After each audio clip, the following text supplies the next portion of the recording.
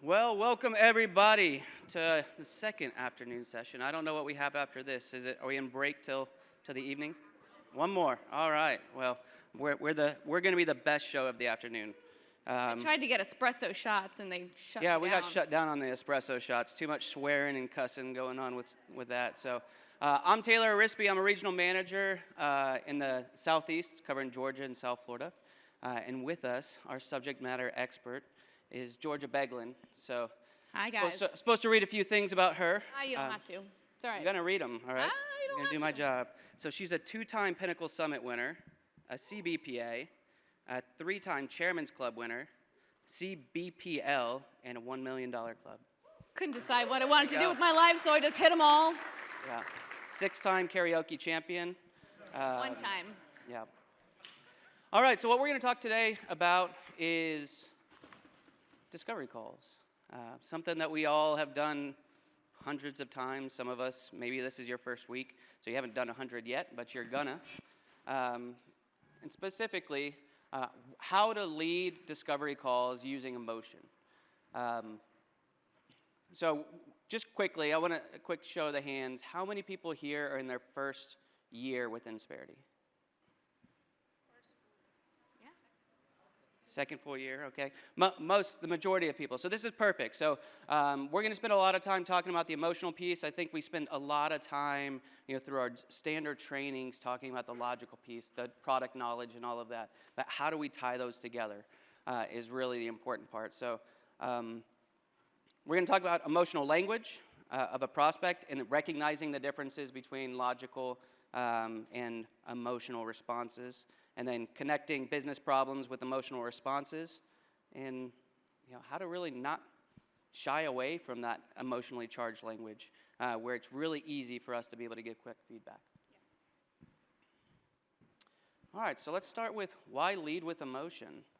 Hand it over to you. Kind of tell me a little bit. All right, so why lead with emotion?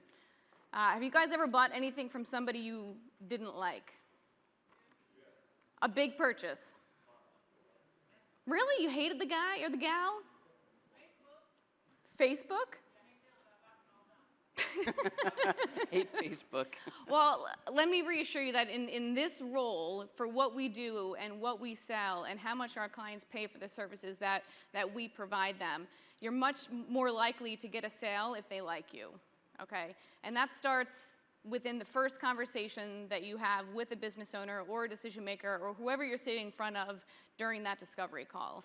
An emotional connection doesn't necessarily mean they need to be crying or cussing or showing crazy outward emotion. It just means you need to find some sort of connection to make them like you a little bit so that they trust you throughout the process, and so that they understand what we do and they kind of believe that you believe that we have their best interest in mind. If they don't believe that, nothing else matters, because you can talk, and then you're just that car salesman that you hate and you need a car anyway. People don't buy this because they need PEO. They buy it because it makes sense, and you've helped them unlock different aspects of the business that are going to do better because of the relationship that we have with them. So, this is not a commodity that they need in the car, versus the car scenario. This is something that changes their lives and their organization. So they need to like you. So, in that first discovery call, be humble, make eye contact, ask questions about them. People like you a lot more when they think and they know that you're invested in them versus just spewing Insperity jargon and kind of our 30,000-foot overview the first 10 seconds you meet someone. So I know I'm going off script here. No, you're great. So let's talk about what the goal of a discovery call is, because I think most everybody here has been through training. But shout out a couple answers. What is the goal of a discovery call? Build a connection? Understand? Uncovering pain? Get the BP? That's the one I actually expected first, because that's the one that we kind of pound into everybody's mind. We are getting a business profile.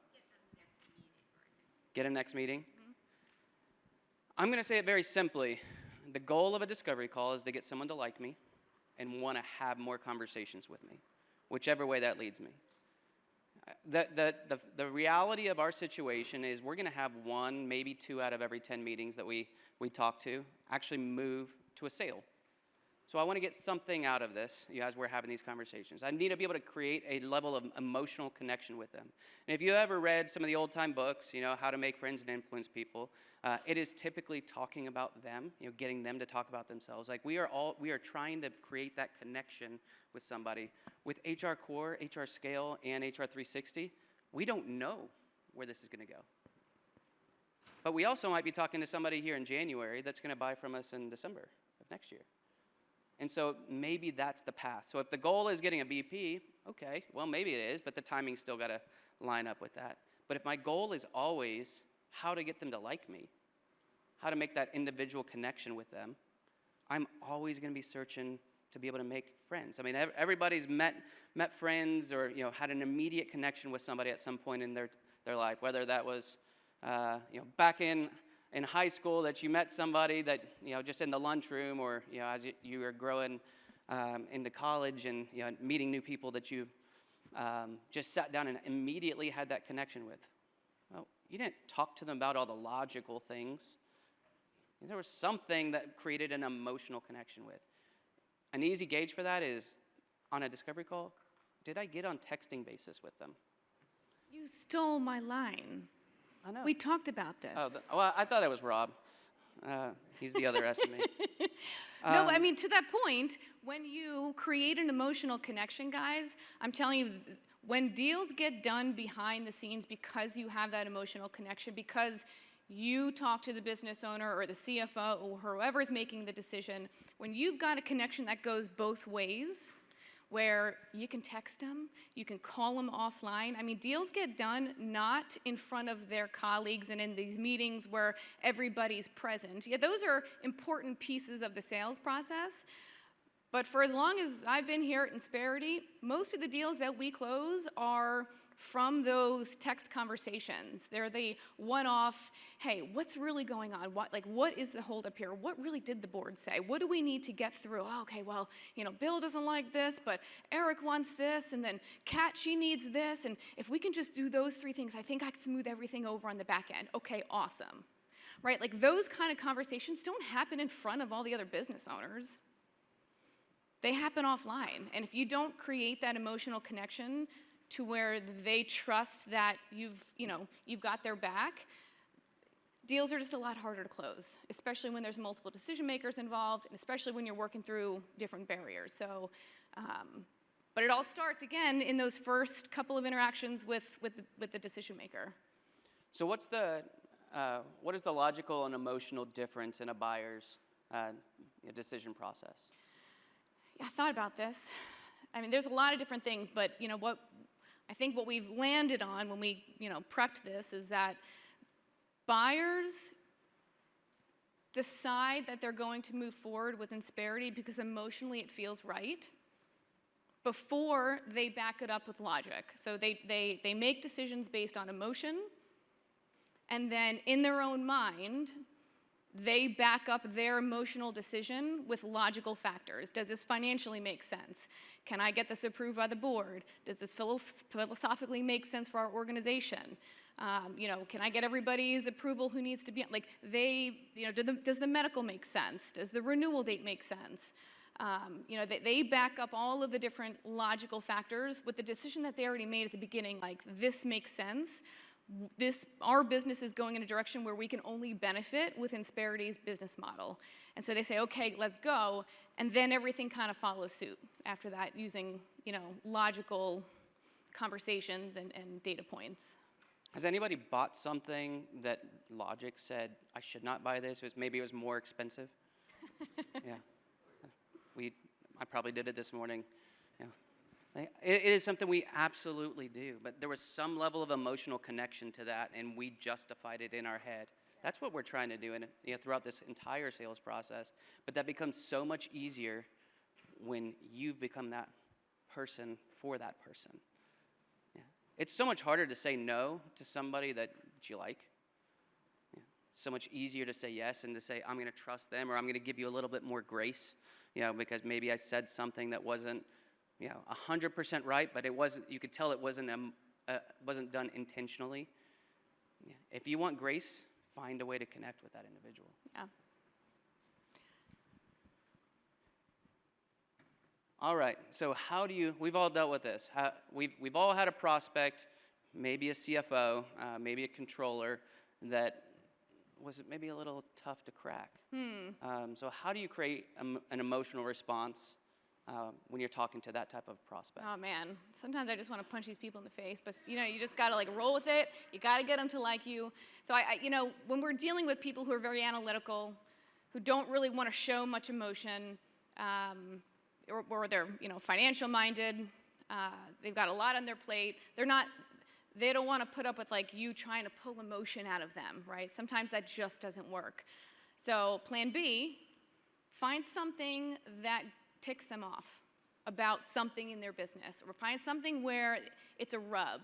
Find something, a gap, something that just really gets under their skin.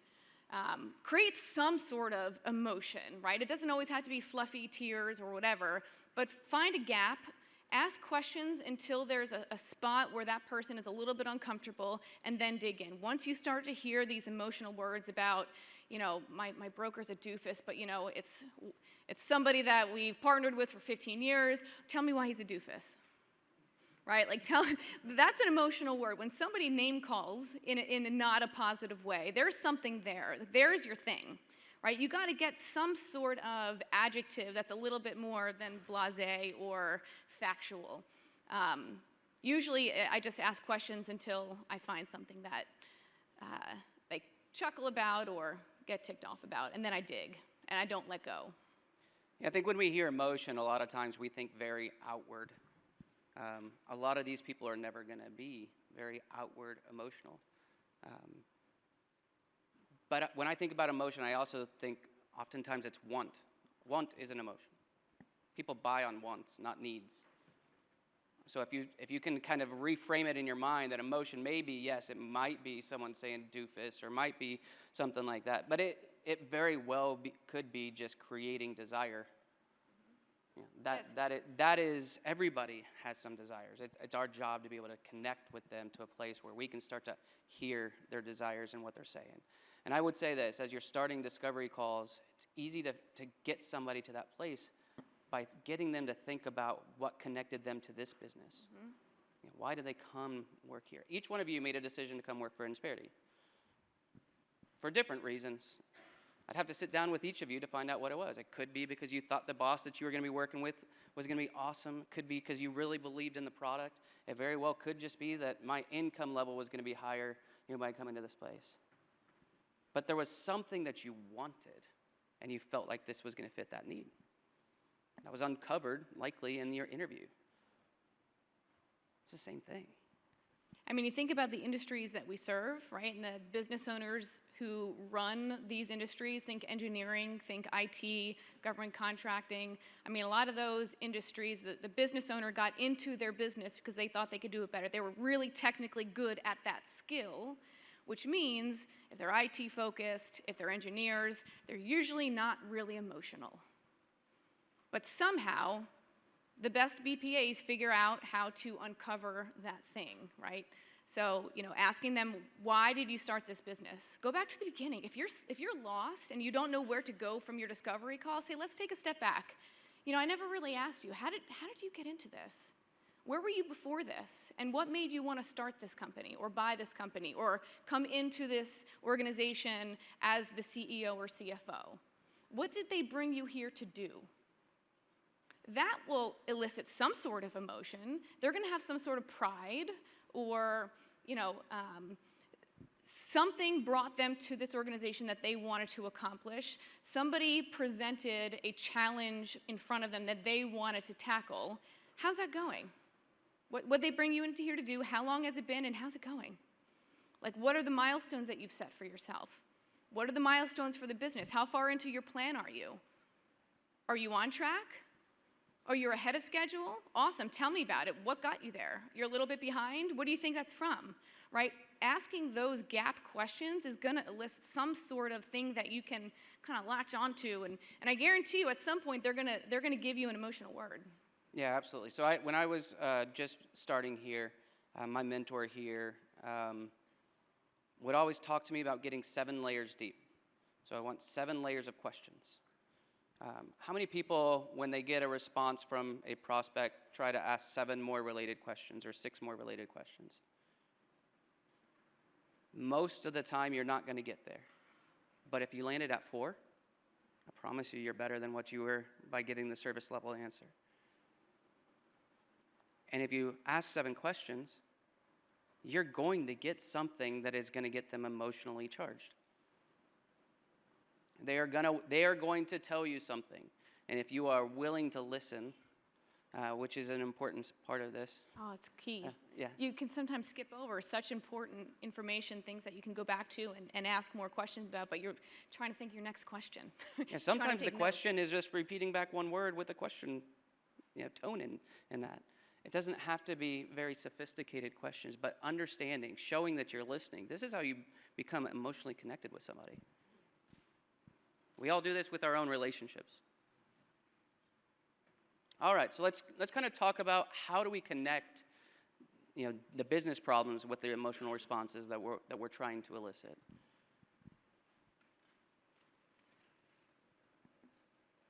All right, so how do we start to draw out some of the emotion while we are learning a lot about the business? I think you said it earlier. I mean, it starts with the person in front of you, getting genuinely curious about them, about their life, about how long they've been doing what they're doing, about where they came from, big business, small business, what brought you here, what things are you going to take into this new business or into this entity that you had from your big business experience or your small business experience. It's asking the genuine curiosity questions so that you can almost write a biography over this person after your discovery call, right? Get curious about them and their team, right? If you don't know where else to go, tell me about your team. Tell me about your leadership team. Tell me about the dynamics. Tell me about the tenure or the experience of your leadership team, because I'm assuming most CEOs or CFOs, that's kind of who they bounce ideas off of, right? I mean, that's their team. Tell me about, what's on their whiteboard this year. What things are you doing as the executive to progress their initiatives? See what they get excited about. If there's something in their answer that you see them kind of like getting giddy over, lean into that. Figure out how you can connect it with people. Because all we're doing, guys, at the end of the day, is using what we do, people strategy, to solve business challenges or to move businesses farther faster. The only way that businesses solve anything is through people, guys, if you boil it down 7 questions deep. All right, so most of this room is pretty new. And I would say that I would guess that most of you don't feel like you know more than the business owner that you're sitting across the table from in some situations. But I want you to just think about where I was just talking about. You came to work here. You came to work here in sales. You're a sales professional. Every business that I've ever talked to, probably that's ever existed, got into business to do what? To make money, which is sales. You are sales experts. Think about how you were onboarded. Think about what's been poured into you from your leadership, from the training that's been put together, from a tremendous team, all of the tools and resources and back-end technology and all of these different things to make your job better. You can speak about your experience, and I can tell you this, it's a world-class experience as a salesperson that every one of our prospects wants to be able to emulate for their salespeople. So you can have a 45-minute conversation talking about sales, how to drive better sales through your people. It's the connection being able. That is something that will get people emotionally excited about taking their business, to that next level. Questions, guys? Any thoughts or comments or scenarios?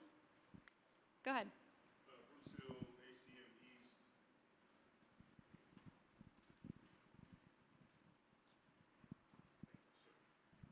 Bruce Hill, HCM East. Thank you for sharing your insights. I've watched the version on this on Sales Coach a couple times. So I love how you say, hey, ask questions that drive emotions, but you went a little bit farther then. So how did that make you feel? Can you give us a few more examples where we're diving into business problem, but we're asking emotional questions? That was really great. So, I mean, I think with any business challenge, if it really is a challenge to that business owner and it's something that they care about, something that's worth fixing, it's going to elicit some sort of emotional response no matter what. So, you know, your question is more examples of, so, you know, in the discovery call, you know, you ask about them, you ask about their team, maybe ask about how they make money. Can we draw just like a real quick, you know, I'm a visual person, so help me understand how you guys are structured as an organization. All right, you got operations here, finance here, marketing here, sales here. Tell me where you guys make money, and tell me, is your, you know, financial goal, are you guys meeting that? And within this organization, you know, if maybe there are things that need to be addressed or things that need to be changed, tell me, where do you foresee that happening over the next year?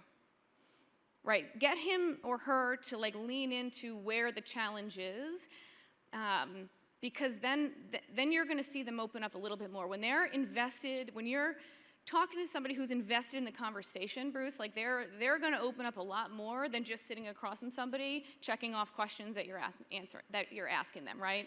So if you get them invested in the conversation, they'll tell you way more than they would have if they're not. So. I think there's a technique that I've always used that I learned a long time ago, and it's, you know, talking about the present, you know, what's going on with the organization today, getting them to revert back to where they came from. You know, I want them to start thinking about all the things that they had to overcome to get to the present. It's so easy to talk about the present. It's important that you start there because that's what's going on in their head right now. But I want to get them thinking a little bit, get them to be a little proud of where they are today, because even if something is really rough for them right now, there's a level of pride on where they are. Pride is emotion. And I am trying to draw that out. So if I can get them to here's where you're starting, present, getting you back to the past. Now you're proud of what you're doing. Now I'm going to talk to them about the future, because they are going to be thinking positively about that and what that can be turned into. And I think that technique in most of our discovery calls, starting with, you know, having that as kind of the process for running a discovery call, will allow you to naturally open up emotion in people. You know, we want to unlock that pride, that level of excitement. And then you couple that with, okay, what has gotten you here has obviously worked. You guys are crushing it, or you're doing great. Like you're a functioning business. Of course, you have all of these things buttoned up and taken care of. But to Taylor's point, now let's future set, right? We don't often make sense for companies that just kind of want to stay status quo. Sometimes we do. Sometimes, you know, we provide great benefit savings and just a platform that they need, and they're happy at 20, 25 employees. They're not going to grow. They're not going to be sold. They're not going to do any kind of M&A activity. Okay, fine. That's a few of our clients. But most of them, we are selling them because of what's coming. We are selling to their future state. So you start asking about, okay, what's next? What's your one-year plan look like, right? Is your infrastructure in place, right, to be able to support that? If not, let's talk about it, right? What does that future state have to look like? What needs to change? What things do you have that are working well that you think could scale into that next phase? And what things do you think need to be, you know, tweaked or adjusted or completely transformed in order to make that future state function as it's functioning today, a well-oiled machine, right? Because the last thing you want to do in future state is stop and pause and Band-Aid and fix, right? We want to be the ones that are helping them look forward and see Insperity as that vehicle to get them there. Yeah, absolutely. All right, so this is oftentimes as we're going through this process and talking with companies, we want to start talking about Insperity. And I would just say this, it's so important that we're listening to them. We can go through an entire discovery call and say nothing about Insperity, and that can be a very good call. So, you know, we've got to kind of resist that want to say something about Insperity. So this is where I'm going to share a little story real quickly about an experience I had when I was a DM about 12 years ago. So I was on a call, a new BPA, maybe 90 days in. They wanted to run the call. We're meeting with a business partner, and smaller firm. We're talking with them maybe 7-8 minutes into it. The owner's saying, "Hey, we had a really rough year last year.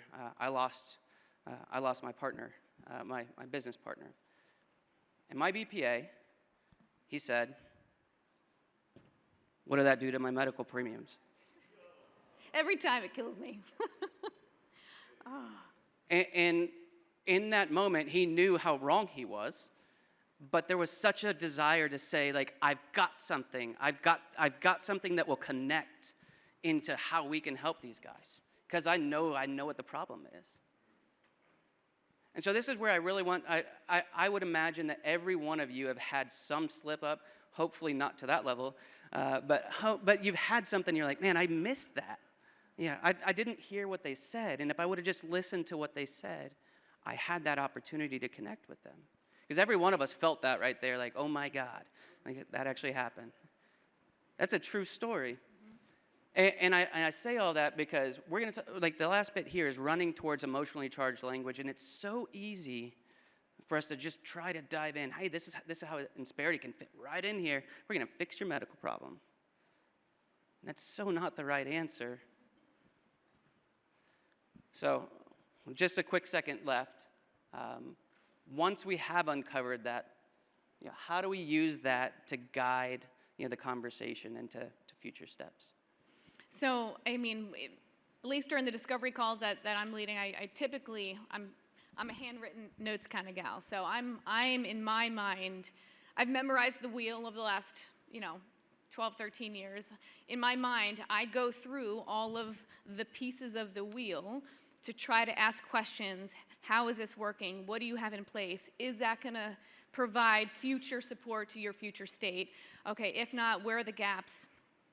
When they use any kind of emotional word, that gets like a triple underline or like a star, right? And I don't take anything Insperity until I get all the way around that dang wheel, unless they say something like, okay, your turn, I need you to go now, which does happen.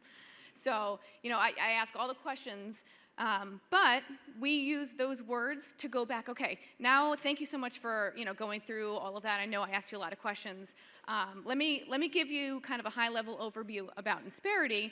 And as I'm giving that overview, I'm going back through the wheel and explaining how Insperity works, how co-employment works, how the service model works, how the partnership, the service team and all of that technology. But in each of those different aspects of the wheel, I'm using their words to say, hey, you know how you said that he's a doofus? Well, guess what? You can meet your service team, right? If service is important, our next step is going to be meeting with our service team. And so you can understand the caliber and the dedication that our team provides our clients. So I'm using their words in the description of all that Insperity does, so that they can feel that when I say the word that they said 10 minutes ago, they're going to go back in their mind, whether they know it or not, and there's going to be a connection there. So that's what I do. It tends to go over well. When they think you're listening, you've heard what they have to say, you have empathy, right? Like you're feeling what they felt in that moment. That creates trust. And when you're selling something that's 20 grand, 100 grand, $500,000 of spend for them, depending on their size, they need to trust you wholeheartedly, right? So, all right, we've got 3 minutes left that's all for I some got. Q&A.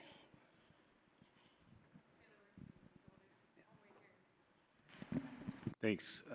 Thanks for all the information. So I'm Michael from Southern California. I'm just starting my 3rd year with the company. Awesome. I agree with 100% of what you all said. I have 2 questions. One is super easy. How long are you asking for the discovery call? Because what you guys are talking about sounds like an hour. You know what I mean? Which can fly by. I think as BPA sometimes we have a tendency to say, give me 15 minutes, 20 minutes. Yeah, 30 stop minutes. saying that. Yeah, that's not going to work. But then also, I guess the second part of this is like in the field, it is increasingly difficult to get a CEO to take a meeting with you. I think they're just getting bombarded by calls. So sometimes you have to take a call with an HR director or controller or something like that. And it's difficult to have the conversations you're talking about with those levels of people. So do you wait to get the DC with the CEO? No. Or do you prefer just, we'll scale down, we'll get an HR director? It depends on the controller, size of the company, depends on the state. I'm going to answer your first question. I say always just don't say a time if you have to, or if you don't have to. Just throw an hour on. If you think they're going to be squeamish about it, sometimes in the note I'll say, hey, putting an hour here, we may not need the whole thing, but sometimes it takes more than 30 minutes. period, and just let it go. See if they accept. Sometimes they come back and they make it 30 minutes. Okay, fine, whatever. Okay. Can I answer the second question, just so we're quick? Take the meeting with the person that will take the meeting, and recognize that that's a person and someone that you can build a very close connection with, and you're going to want that person to tell you all the insights to go as you're working your way up. Amen. So take it with as much attention as you would with a CEO, because ask that different person very questions. well could be the reason you win the deal. Monty Bingley with San Francisco 3. Two questions as well. First one is, what if you have a highly emotional person? How do you reel in on what is the top priority that can help you move the process forward?